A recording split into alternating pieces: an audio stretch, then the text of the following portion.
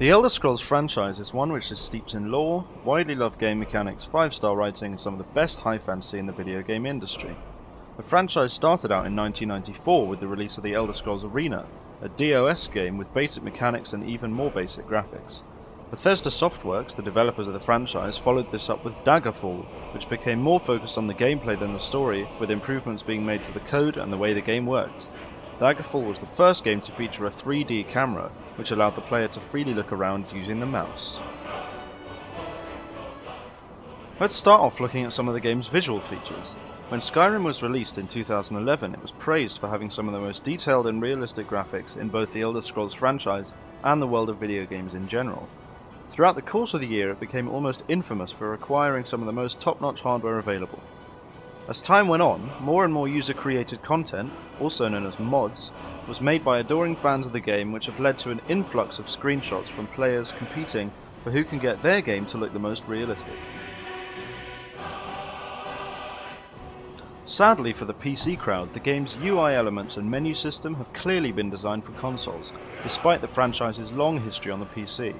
It features a basic menu layout with the relevant keys displayed at the bottom of the screen and large headings pointing out to the player what they're looking at. When it comes to controls, Skyrim's layout for both keyboard and gamepad break away from the industry standard layout. The game also features completely rewindable keys on all three platforms. The player can also choose between third and first person gameplay at will.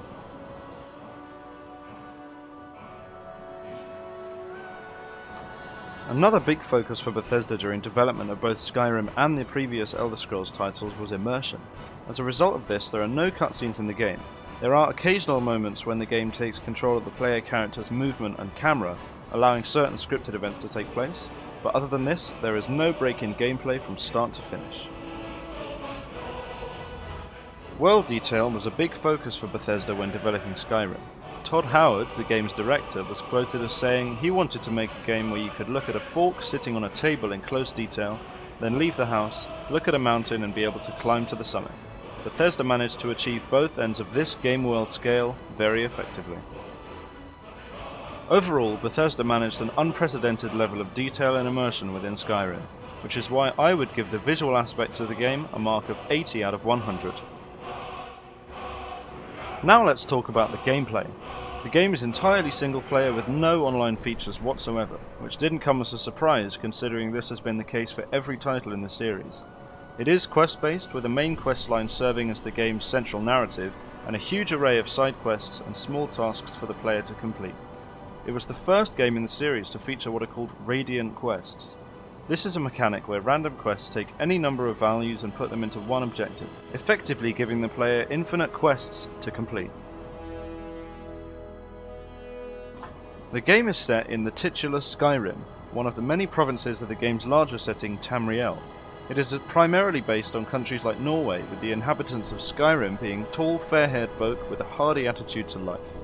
One recurring theme throughout the game is the civil war which is taking place between two rival factions, the native liberal Stormcloaks and the conservative Imperial Legion, originating from the southern province of Cyrodiil.